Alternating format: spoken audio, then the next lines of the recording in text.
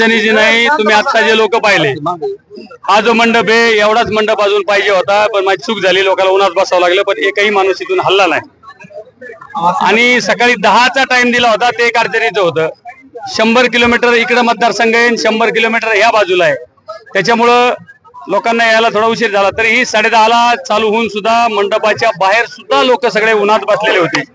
याच्यावरून आपण सगळ्यांनी लक्षात घ्यायचं की ह्या इलेक्शन मध्ये लोकांनी इलेक्शन हातात घेतलंय। माझ्या बाजूने जनता आहे, मोठाले नेते माझ्या स्टेजवर कोणी नाहीत, पण जनता माझ्या बाजूने। महायुतीमध्ये बिघाडी या मतदारसंघात काय कशामुळे नाही, बिघाडी कोणी केली लक्षात घ्या। ही जागा कोणाची? राष्ट्रवादीची। कुणाला मिळाली? आमदार कोण? मी। ही मला मिळाली पाहिजे, उलट आमचं तिकीट चोरून नेलं भारतीय जनता पार्टी। न्यायला नको होतं। लक्षात घ्या, भारतीय जनता पार्टीने तिकीट नेल्यामुळं ही सगळी अडचण झाली। सगळ्या महाराष्ट्रामध्ये युती धर्म पाळला आणि मग माझ्यावरच अन्याय कशामुळे? त्याच्यामुळे माझ्या पार्टीने सुद्धा मला तिकीट दिलं। काका, दिवंगत लोकनेते गोपीनाथ मुंडे आणि तुमचे एक चांगले घनिष्ठ संबंध होते, एका कुटुंबातले होतात। त्यांच्या जाण्यानं जिल्ह्याचं नुकसान झालेलं आहे, राज्याचं नुकसान झालेलं आहे। काय नेमक्या त्यांच्या आठवणी होत्या? कुठल्याही निवडणुका आल्यानंतर मुंडे साहेबांचं नाव पुढे यायचं, मात्र आज मुंडे साहेबांचा केवळ फोटो तुमच्या पाठीमागे दिसतो। आता मुंडे साहेब हे आमचं दैवत होते। 62 ते 67 साली माझे वडील आमदार होते, म्हणजे माझ्या जन्माच्या आधी। त्याच्यानंतर 50-55 वर्षांनी ही जी संधी मला मिळाली, ही फक्त याचं सगळं श्रेय मुंडे साहेबाला। एक पंचायत समिती सदस्यामध्ये त्यांनी काय पाहिलं मला माहित नाही, आणि मला 2 माझे आमदारांना टाळून मला त्यावेळेस विधानसभेची उमेदवारी दिली। मला फक्त 12 दिवस मिळाले, त्यातले 4 दिवस सभेत गेले, आणि त्या 8 दिवसामध्ये 85,000 लोकांनी मला मतं दिली। हे सगळं साहेबांचे आशीर्वाद असल्यामुळे झालं होतं। थोड्या मतांनी त्यावेळेस माझा पराभव झाला, थोड्या मताने पराभव झाला।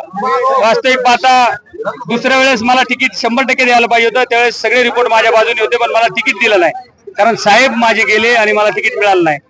नंतर त्यांनी जर त्यावेळेस मला प्रवाहामध्ये आणलं नसतं तर आज मी आमदार दिसलो नसतो।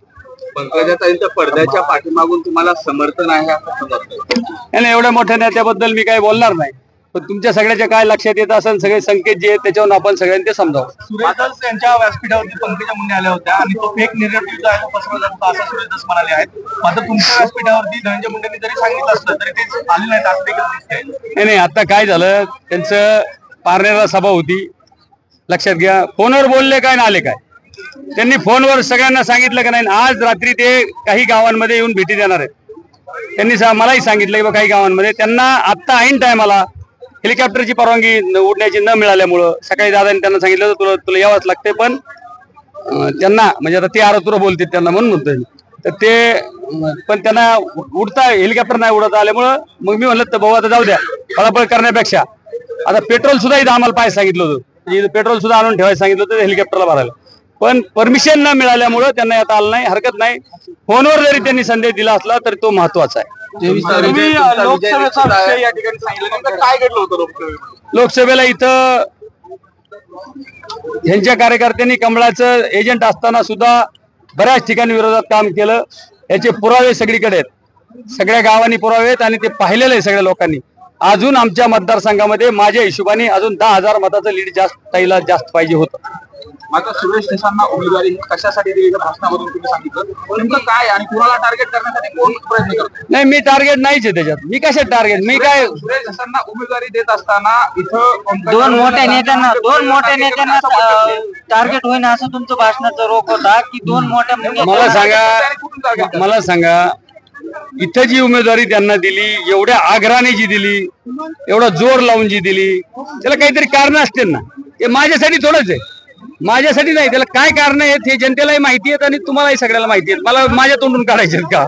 पंकजा मुंडे या ठिकाणी सुरेश देसांचा प्रचार करण्यासाठी येत आहेत, मात्र धनुभाऊ तुमच्या प्रचारासाठी येतात। दोघं बहीण भाऊ एकत्रित असताना महायुतीमध्ये आज एकमेकांच्या विरोधामध्ये भाषण करतात। नाही, आता इथं पक्ष वेगळे असल्यामुळे ती बी अडचण आहे, आणि माझ्या इथं सभा होताना माझ्या इथं सभा होऊ दिल्या नाहीत। कुस्ती होती ना, मग बरोबरीची होऊ द्यायला पाहिजे होती। तुम्ही तुमच्या नेत्याला आणलं, मला माझ्या नेत्याला येऊ द्यायला पाहिजे होतं। आज शेवटच्या दिवशी अजितदादांनी घेतली, नाही तर त्यांच्यावर सुद्धा प्रेशर आणलं जात होतं की इथं सभा घेऊ नका, आम्ही लगेच ह्या मतदारसंघामध्ये असं करू। ठीक आहे, नेते जरी नाही आले तरी मी जनता आता आपण पाहिलंय, जनतेचा पाठिंबा मला 100% आहे. कोण पैसे राहणार होता आणि कुठून आळवणूक केली जाते, कोण पैसे राहणार? आता आम्हाला काय कळतं इतकं लांबचं केंद्र म्हणतात, केंद्र कुठे आहे ते माहित नाही मला. विश्वास कसा आहे तुम्हाला? विजय निश्चित आहे का? आताच्या प्रश्न तुम्ही ऑस्ट्रेलिया 23 तारीख नंतर कधी जाणार पिंजरा? 23 तारीख नंतर पिंजरा कधी जाणार पिंजरा? मी सांगितलंय तिथं माझ्या मित्रांना ते तयार करायला सांगा म्हणून. ते पिंजरे मी आणून देतो, त्याचा नाही विषय. पण 23 तारखेचा विजय निश्चित एक नाही. तुम्हाला आजच्या सभेहून तुम्ही आता जाणकार लोक आहेत, तुम्ही सगळ्या जिल्ह्यात फिरताय, तुम्हाला काय वाटलं? आम्ही बोलतो तस तुम्ही बोला पठ्ठेव. आम्ही आपल्या चॅनलला सांगतो माझा विजय हा जनतेने माझं इलेक्शन हातात घेतलंय, त्याच्यामुळे कुठलीही अडचण मला नाही. ओके.